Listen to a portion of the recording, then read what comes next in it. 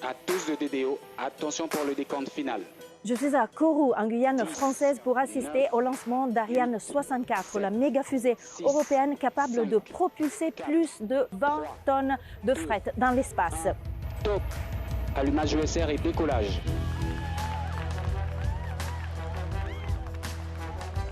C'est un moment historique, l'aboutissement de près d'une décennie de développement industriel européen. Nous allons voir pourquoi ce lancement va bien au-delà d'une simple mission. La trajectoire est nominale. Face à une concurrence accrue et à des enjeux politiques croissants, l'Europe peut-elle encore garantir sa place dans l'espace? Cet épisode de Made in Europe, le premier reportage d'une série spéciale en 2 parties consacrée à la conquête spatiale européenne. La trajectoire est calme, les paramètres à bord sont nominaux.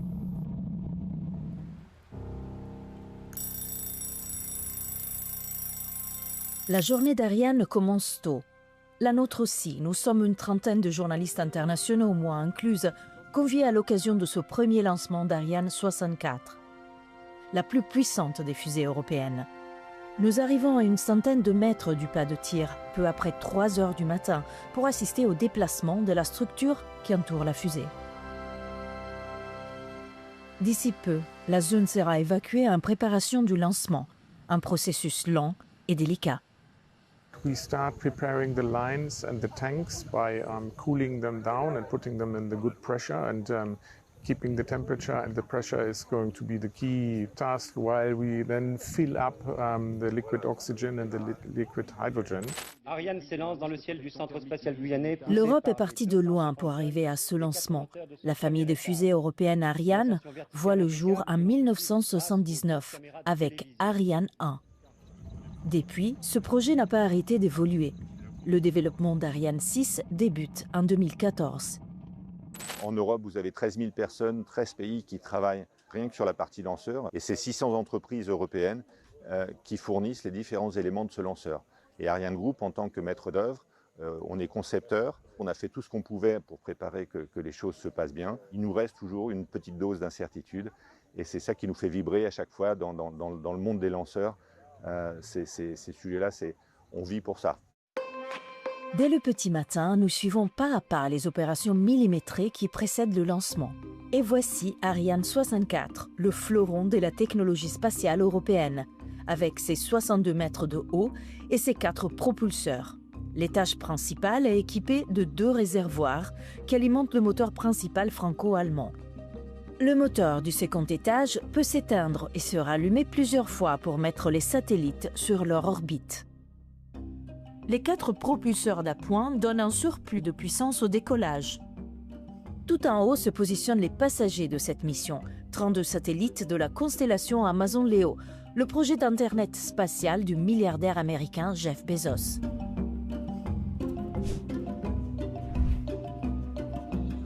So this is an absolute milestone for us.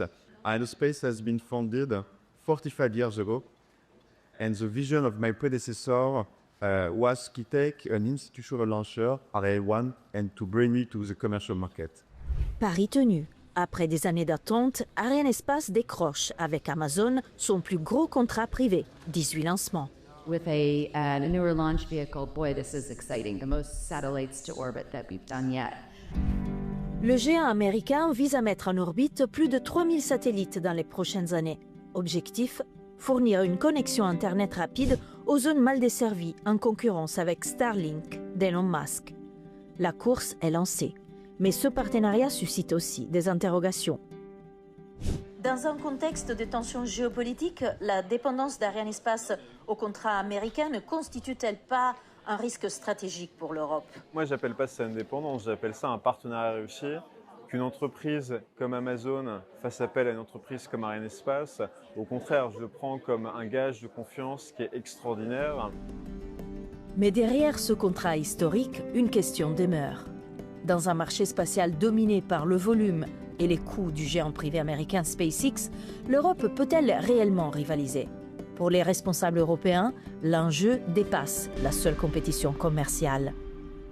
Ariane 6 is actually the perfect launcher for Europe because the purpose of it is to guarantee our sovereign and independent access to space for our institutional missions. Ariane 6 est un symbole industriel et politique. Elle permet à l'Europe de décider quand et comment accéder à l'espace. Elle repose sur un modèle de coopération européenne, visible à chaque étape, de la fabrication des composants jusqu'à leur assemblage ici en Guyane. Même l'acheminement des différents éléments du lanceur depuis l'Europe a été pensé comme un projet à part entière. Le voilier futuriste Canopée peut transporter un lanceur complet en un seul voyage de 10 jours à travers l'océan. Nous sommes le seul et unique cargo à voile hybride dans le monde aujourd'hui, avec cette technologie qu'on arrive à baisser environ de 30 à 35% par an notre consommation en fait, de diesel et de limiter nos émissions de CO2 dans l'air. Les heures passent, l'effervescence monte. Je me dirige vers la station de Toucan pour assister au lancement, à 8 km seulement du pas de tir, le plus proche autorisé.